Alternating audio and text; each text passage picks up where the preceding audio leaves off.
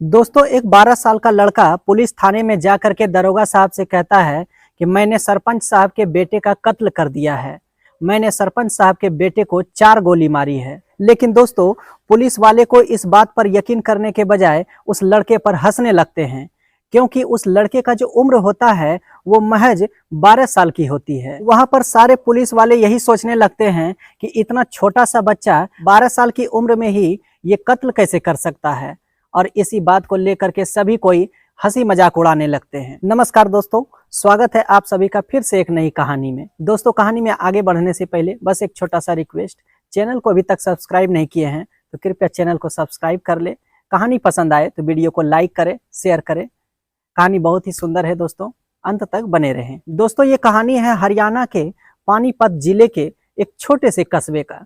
उस कस्बे का नाम होता है उचाना। उचाना में एक व्यक्ति होते हैं जिसका नाम रामवीर सिंह होता है। उसके 2 बच्चे होते हैं। एक बच्चे का नाम होता है श्याम सिंह, जिसकी उम्र लगभग 12 वर्ष होता है, और दूसरे बच्चे का नाम होता है सुनीता, जो कि लगभग 16 वर्ष की लड़की होती है। श्याम सिंह की जो पढ़ाई थी वो 7वीं कक्षा में हो रही थी, और सुनीता की जो पढ़ाई थी वो 10वीं कक्षा में हो रही थी। और स्कूल जो है वो लगभग घर से मात्र 1 किलोमीटर की दूरी पर ही था। दोनों भाई बहन हर रोज स्कूल जाया करता था। 2 बजे के आसपास स्कूल में छुट्टी हो जाया करती थी। हर रोज वो जैसे ही स्कूल से वापस घर लौटते थे, फिर उसके बाद अपने घर के कामों में इधर उधर में अस्त व्यस्त हो जाते थे। दोस्तों, श्याम सिंह के जो पिता होते हैं वो एक रिटायर्ड आर्मी ऑफिसर होते हैं, जो कि अब घर पर ही रह करके खेती बाड़ी कर रहे होते हैं। एक दिन ऐसा होता है कि हर रोज के तरह दोनों भाई बहन पहन के स्कूल ड्रेस स्कूल जाने के लिए तैयार हो जाता है। और फिर अचानक से श्याम सिंह कहता है कि पिताजी, मेरे पेट में बहुत ज्यादा दर्द हो रही है, मैं आज स्कूल नहीं जा पाऊंगा।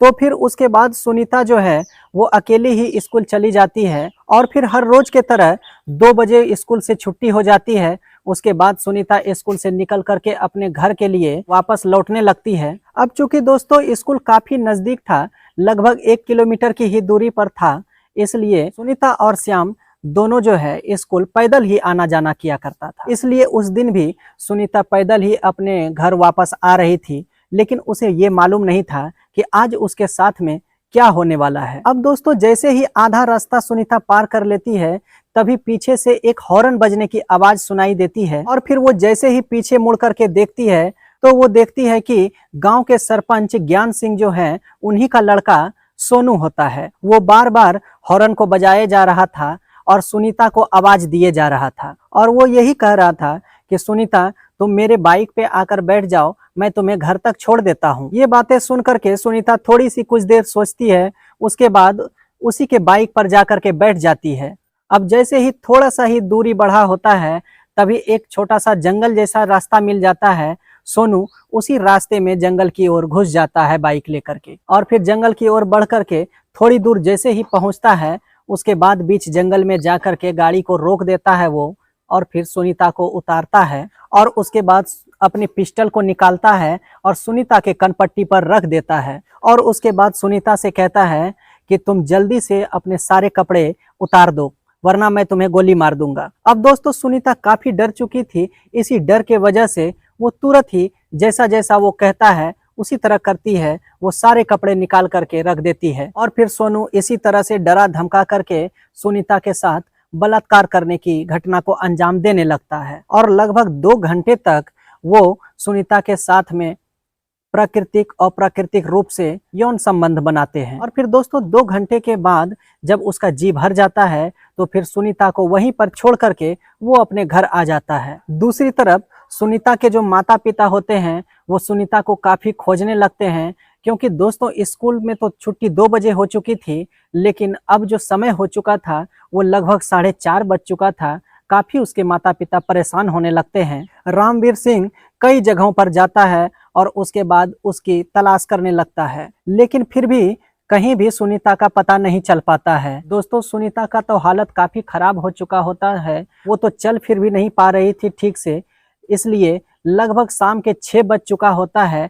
किसी तरह से धीरे धीरे चलते हुए वो अपने घर पहुंचती है, और फिर जैसे ही वो घर पहुंचती है, अपनी सारी बातें, सारी घटना वो अपने पिताजी को बता देती है और वहीं पर उसका जो भाई श्याम सिंह होता है वो सारी घटना को चुपचाप सुन रहा होता है। और दोस्तों ये सारी घटना श्याम सिंह के दिमाग में घर कर जाती है, जिसका अंजाम बहुत बुरा होता है। उस दिन तो रात हो चुकी होती है।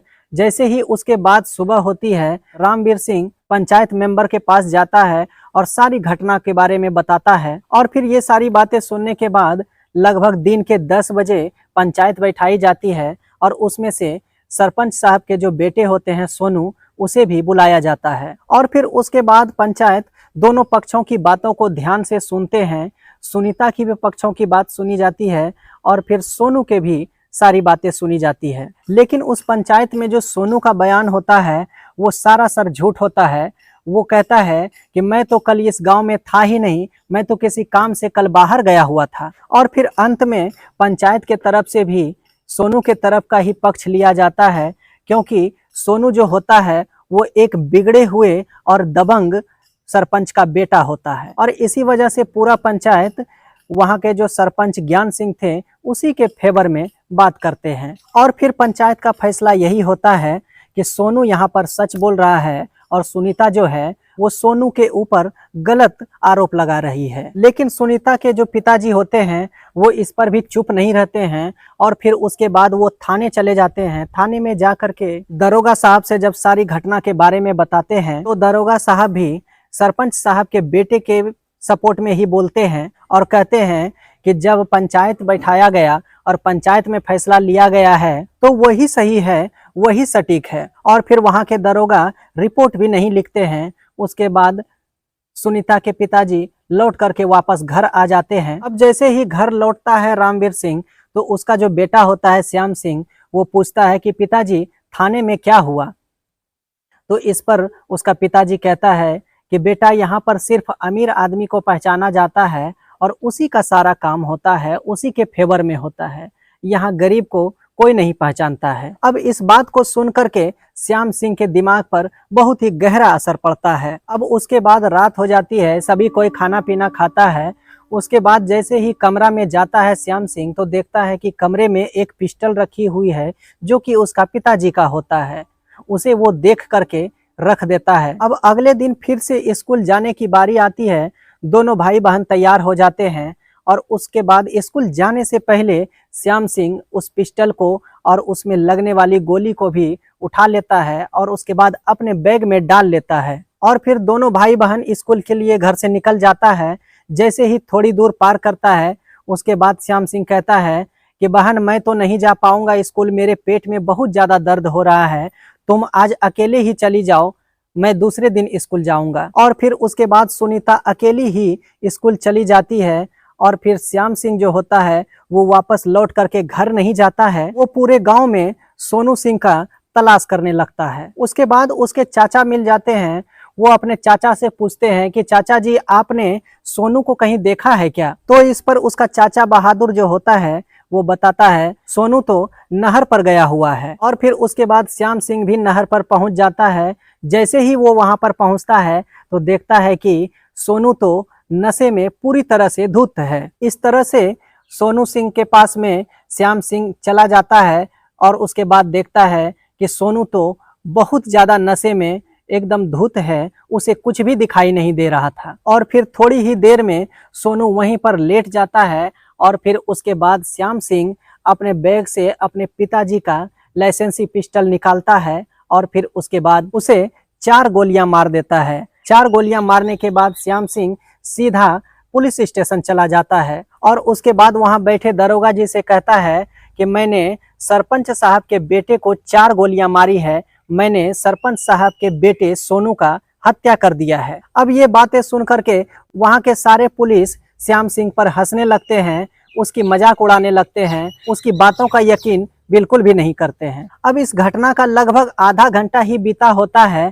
कि तभी सरपंच साहब वहां पर पहुंच जाते हैं और फिर जैसे ही वो वहां पे पहुंचते हैं तो देखता है कि उसके पहुंचने से पहले श्याम सिंह थाने में आकर के बैठा हुआ है और पुलिस वाले को भी सारा बयान दे चुका होता है। लेकिन फिर भी पुलिस वाले उस पर यकीन नहीं कर रहे थे, बल्कि उसके ऊपर ही हंस रहे थे। लेकिन सरपंच ज्ञान सिंह जैसे ही इन सारी घटना के बारे में बताता है, वैसे ही दरोगा साहब के पैरों तले जमीन खिसक जाती है और फिर उसी टाइम श्याम सिंह को गिरफ्तार कर लिया जाता है। और फिर उसके बाद दरोगा साहब पूछते हैं कि तुमने सरपंच साहब के बेटे सोनू का कत्ल क्यों किया? तो इस पर श्याम सिंह कहता है कि जब सारी घटना के बारे में आपको अच्छे से मालूम है, उसके बाद फिर हमसे आप क्यों पूछ रहे हैं? अब ये बातें सुनकर के वहां पर सभी पुलिस वाले वो भी शर्मिंदा हो जाते हैं। और फिर पुलिस जब श्याम सिंह को कोर्ट में पेश करती है तो उसके बाद कोर्ट में जज साहब भी पूछते हैं श्याम सिंह से कि आखिर इस हत्या का वजह क्या है। अब जैसे ही श्याम सिंह अपने मुंह से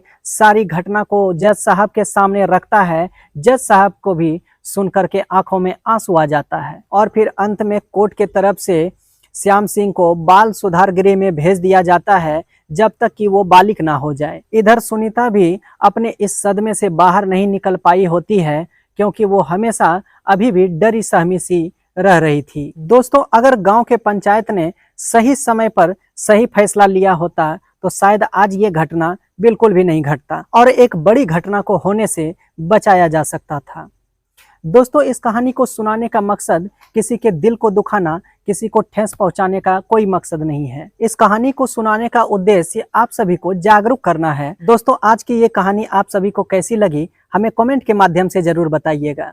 मिलते हैं फिर किसी नई कहानी के साथ, तब तक के लिए मुझे दीजिए इजाजत। जय हिंद, जय भारत।